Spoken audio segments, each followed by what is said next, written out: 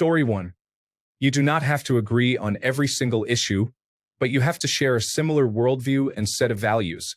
I assume there are couples who can be together regardless, but I cannot imagine my significant other would see the world in a completely different light than me. Story 2.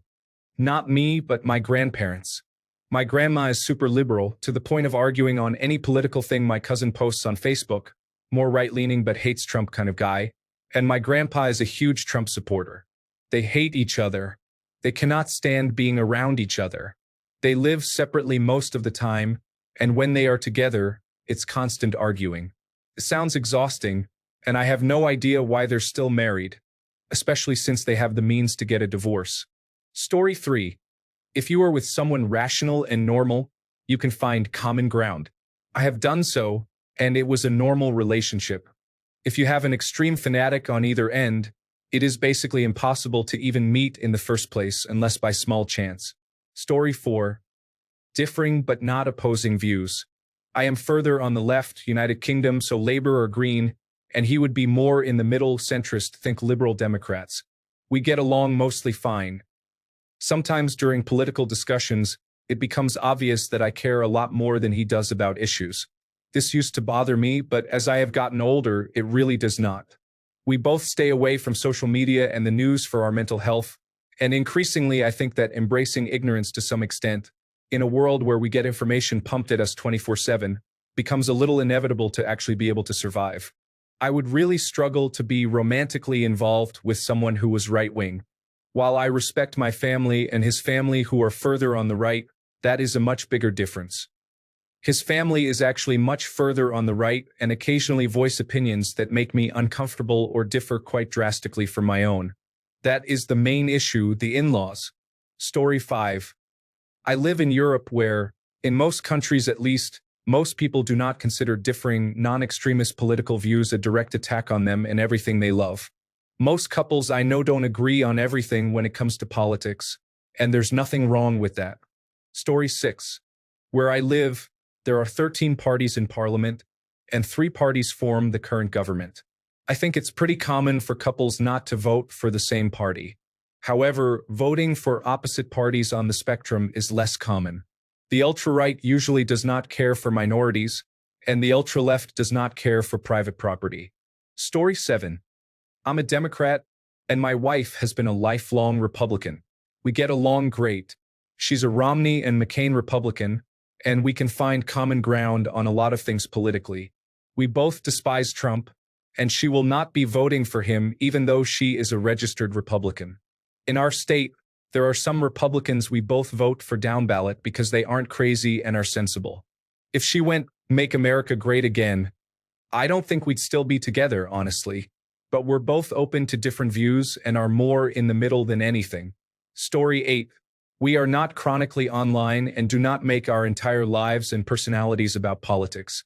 Most people are not on the radical ends of either spectrum, and most people have a lot more in common with each other than they might think. Story 9. When we first started dating, I considered myself a Republican, and my husband was a Democrat. This was over 15 years ago.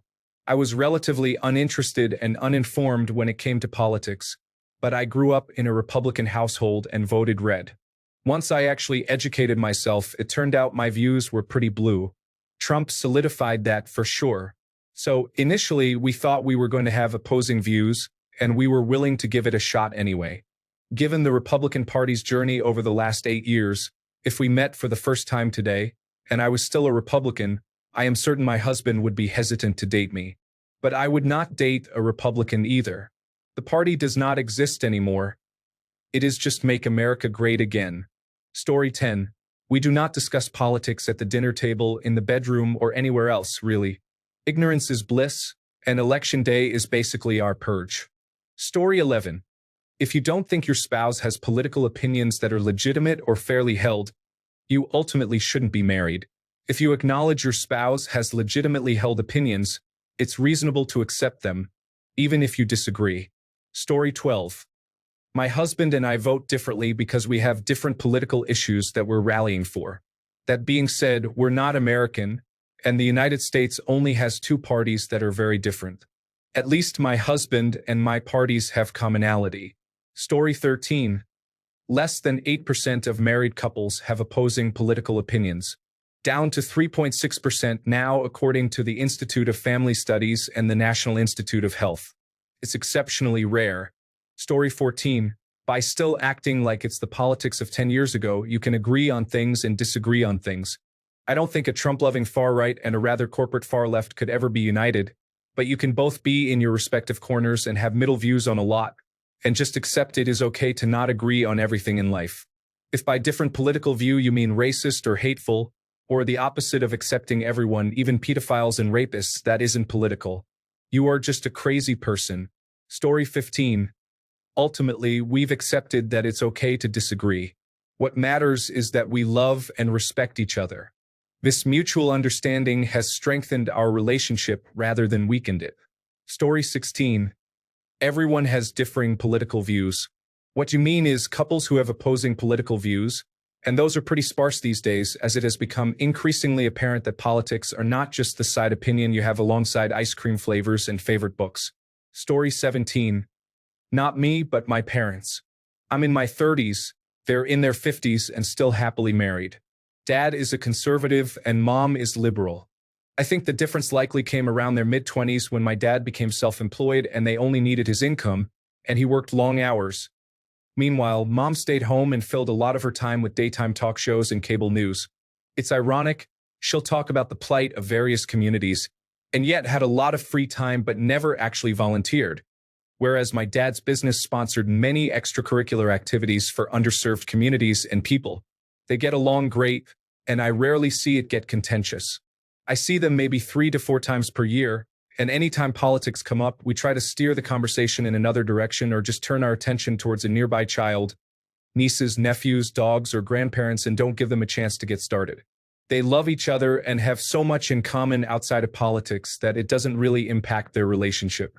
Their lives are so robust in other areas that their political ideologies aren't really part of their identities. Their discussions are always very respectful too. Story 18. My last ex was a super liberal. I lean more on the centrist side. When we were together, we agreed on many things. Politics were not the reason we broke up. Story 19. Talking to an individual person isn't the same as a loud group online. For example, I can understand why some people think abortion is murder and why some think it isn't. If you aren't responding with accusations like, the left just wants people to be able to abort babies born at 9 months because they are murderers, and I don't do it either with my views, we can have a reasonable discussion about those views should we choose. I dated some right-leaning women in the past. It wasn't ever an issue in my cases. Story 20. I am slightly further left than my husband, but we are both firmly leftists. We agree to disagree on the way we think certain issues should be handled and which policies should take priority over others. We discuss politics fairly often and have some minor debates over our stances on a given issue. Sometimes one of us changes the other's mind, but most of the time we just walk away with a better understanding of how the other's brain works and more respect for the different perspectives someone could have. At the end of the day, though, we have the same values. Our politics come from a place of empathy and wanting the world to be a better and more equitable place. I just wouldn't be able to have a relationship with someone who doesn't share the same core values. I don't even know how a relationship with someone would work if you have truly differing morals and values. Story 21. Not a big deal if you are not a terminally online loser. My wife and I vote on separate sides of the aisle. Not a huge deal to either of us because politics is a small part of our lives. You guys need to go outside. Story 22. My ex and I were on opposite sides of the Israel-Palestine conflict when we met, and actually arguing about politics is what made us fall in love with each other. Especially him. He would always tell me that he marveled at how well I articulated my position even though he did not agree with me then. I think our differences worked because we were from different countries. While I disagreed with him, I understood that growing up during the Lebanese Civil War was going to color his viewpoints in ways that I could not possibly understand. Story 23. This election, we probably cancel each other out for the entire ballot. I have 3 issues I care about, and she seems to care about every issue. She says, "What about this issue and that issue?" And my response is, I don't care about those issues. So either candidate's position on them doesn't mean anything to me. I think all politicians are ineffective, and I don't care to talk to or share a beer with any of them. If they had valuable skills, they would use them to create something or grow a business. Since governors seem to be out of favor as the position before the presidency, in my opinion, the people we have to pick from lately have been senators who have never led anything as they apply to lead the country. Story 24. Realize that politics is more than single issues and that one decision may impact your spouse in ways that it doesn't affect you. Unfortunately, there is rarely ever a candidate that is good for all issues, especially across multiple businesses and industries. Story 25. I think if the following isn't biased, a conversation is actually extremely interesting to have. We get to know both sides, good and bad, and also are informed, and some spicy debates on certain things and policies. Story 26. I would not be in a relationship with that person because fundamental values on things like human rights are just not negotiable. We are not disagreeing on minutiae that do not really matter. It is things that impact real people's lives on a daily basis. People I know and love. People I do not know but still have respect for on a human level. These are not things I can compromise on. Story 27. Politics are a very small aspect of who you are. Does not bother me. Social media makes political views seem like the most important aspect of your life. However, all you have is a single irrelevant vote. Does not carry much weight. Story 28. I'm permanently single, having only had a couple of partners. But as long as there are no extremes. I remember with one of my girlfriends in the 1990s, I had a strong dislike of the band Korn. It was during my teenage years, and that is not political, but it upset her. Story 29. If her preferred candidate wins, she gets a back massage, which leads to shenanigans. If my preferred candidate wins, she gets a back massage, which leads to shenanigans. Actually, I just realized I need to give her a back massage. Story 30. The reality is, my wife and I are too busy working and raising our kids to be nearly as invested in politics as the average Reddit user. Neither of us is on the extreme sides of either party. We don't watch the doomsday media and all their negativity about each candidate. If we have questions, we will research each politician's policies and go from there. We take the kids to the polls with us, vote, then go get a pizza for dinner. Usually, we don't even tell each other who we voted for. Story 31. They likely both, at the very least, have one of them almost completely ignoring politics. They limit their political discussions to inconsequential spending bills and fashion faux pas instead of underlying ideology. It's much harder with the Republican Party waging war on identity. Story 32. We don't. Meaning, our relationship does not revolve around our political views. I fell in love with him because of who he was when I first came across him and interacted with him. None of what we talked about was political. We have different politics, but I respect and love his opinion, and I welcome him respectfully and lovingly pushing back on my opinions. In fact, it's almost foreplay for me. It's attractive. I don't want some dude who agrees with everything I say. Boring. Story 33. I think two important things. 1. Share a lot of core values and agree on the major things. Our lives don't revolve around politics. We rarely discuss it. Story 34. American here. Not the target of the question, but, as a liberal woman, I wouldn't even begin to consider a Republican man as a potential partner. No man who is okay with a bunch of older men making educated guesses at best regarding legal policy on my bodily autonomy is going to be romantically involved with me, ever. Story 35. I tried it. We have now been separated for 2 years, and that is one of a list of reasons why.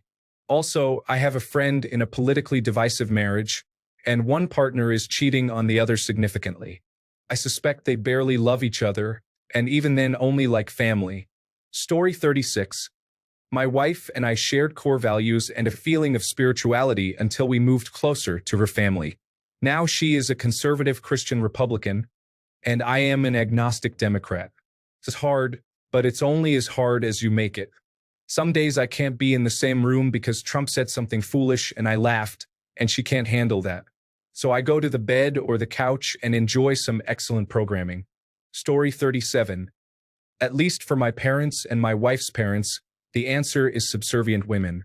My mom's opinion never mattered as much as my dad's. The same is still true of my mother-in-law. I continually call both of them out for not treating her like an equal or for her not acting like one.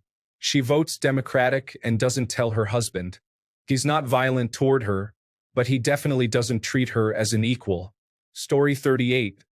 It takes a lot of patience and respect. My partner and I have pretty different political views, but we focus on what we have in common rather than what divides us. We have learned to have open, civil conversations without trying to win the argument. At the end of the day, our relationship is about more than politics, so we do not let it define us.